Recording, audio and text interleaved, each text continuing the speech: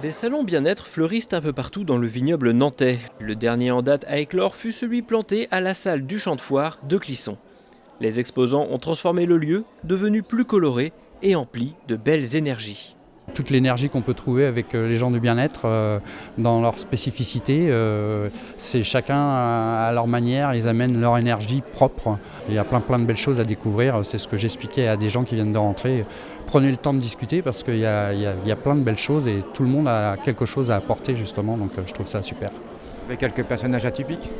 Il y a quelques personnages atypiques, donc j'ai un ami chaman qui est là présent aujourd'hui et aussi je dois féliciter une exposante qui fait de l'hypnose et qui vient de l'île de Ré, donc quand même le déplacement c'est un petit clin d'œil mais quand même je trouve ça très sympa. Le bien-être, ça apporte quoi comme petite définition ? Une petite définition, je pense que le bien-être, ça pas une définition particulière parce que je pense que le bien-être c'est pour tout à chacun y trouver quelque chose où on se sent bien tout simplement et c'est très large parce que le bien-être on peut le trouver dans plein de domaines différents, c'est à nous de trouver la chose qui nous convient le mieux. C'est pour ça que les exposants, d'avoir des exposants dans des énergies différentes, ça permet de trouver quelque chose qui pour chacun. Des énergies qui ont su toucher la députée de Loire-Atlantique. Pour une première, moi je suis très agréablement surprise parce qu'il y a beaucoup de participants. J'ai fait de belles rencontres parce que je pense que c'est ça aussi, ce salon. C'est comment créer du lien. Là, le bien-être, ça veut dire qu'il faut qu'il se passe quelque chose. C'est aussi, je félicite celui qui a eu l'audace de le créer parce qu'aujourd'hui il faut avoir un peu d'audace pour créer ce genre de manifestation. Donc non, c'est très agréable. Est-ce que la société aurait un mal d'être et on aurait besoin justement de ce bien-être ?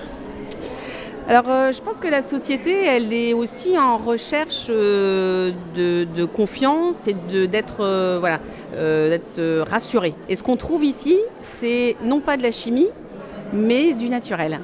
Moi, je suis assez navrée que mon pays soit le premier consommateur d'antidépresseurs.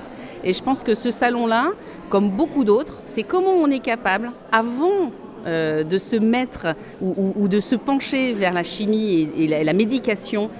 Franchement, je pense qu'il y a d'autres solutions. Voilà, j'ai pas fait médecine, on est bien d'accord, je suis pas médecin, mais je pense très sincèrement que ce genre de salon, ça ouvre des perspectives, ça donne la possibilité aux gens de pouvoir aller choisir autre chose.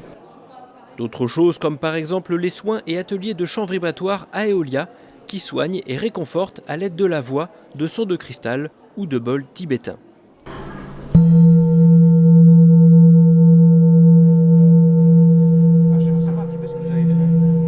Je viens de donner une impulsion sur un bol, ce que l'on appelle le bol qui correspond au chakra racine.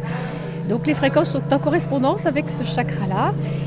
C'est le chakra de l'enracinement, le chakra du maintien au sol, de l'avancée aussi dans le monde également. Alors il y a deux façons d'entendre. On peut entendre bien sûr avec les oreilles, ça tout le monde sait faire, mais aussi il y a une autre perception qui est le corps lui-même qui va écouter, qui va entendre les vibrations.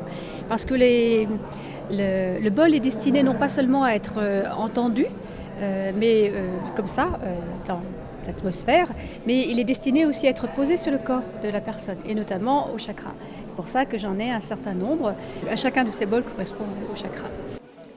Le monde des esprits et de l'âme était également représenté grâce à la présence de Philippe Lacroze qui utilise des outils du chamanisme comme chemin complémentaire de guérison. L'idée du chamanisme, par exemple, c'est d'aller travailler avec l'âme des gens, avec l'énergie profonde, puisque l'âme, c'est l'énergie profonde, d'accord ? C'est comme si vous avez la bouteille, c'est le corps, et l'eau, c'est l'âme, c'est l'essence vitale. Quand il y a une maladie, c'est qu'il y a une perte de cette essence vitale. Et le problème, c'est que dès qu'il y a du vide, il y a des énergies qui viennent à la place du vide, mais pas forcément les vôtres. Okay, donc le travail, c'est de nettoyer, purifier et ramener l'énergie de la personne dans son intégrité. Il faut qu'elle soit prête. C'est pas toujours le cas. On retrouvait dans ce salon réflexologues, maîtres de Reiki ou de Tai Chi, mais aussi un aspect souvent oublié des salons et délaissé par la société, celui de l'accompagnement des gens en fin de vie ou en deuil. Dans tout ce qui est le deuil, j'organise des rencontres individuelles, mais aussi des rencontres de groupe. Je travaille avec la relaxation, visualisation, auprès du mourant comme auprès des personnes qui sont dans le deuil. Je travaille aussi avec les mandalas autour du deuil, les mandalas qui s'expriment par la couleur et que j'analyse et que je retranscris aux personnes pour les aider dans ce cheminement du deuil. Je trouve qu'aujourd'hui, dans cette société, on est dans une société individualiste et il faut revenir aux vraies notions de base et les notions d'humanité. Dans les autres pays, il y a des accompagnements qui sont magnifiques. On n'est même pas dans la tristesse, on est dans la joie pour accompagner celui qui meurt. Aujourd'hui, je montre le chemin pour dire dédramatisons la fin de vie auprès des enfants. Amenons avec nous les enfants dans une fin de vie, amenons les enfants avec nous lorsqu'on a un défunt.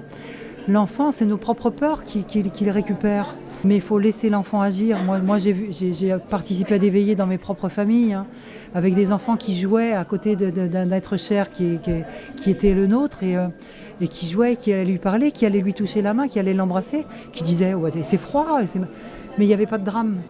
Un stand chargé d'ondes positives donc, et c'était d'ailleurs le cas pour chaque exposant de ce salon, qui proposait à tous des moyens différents d'atteindre le même objectif, celui du bien-être.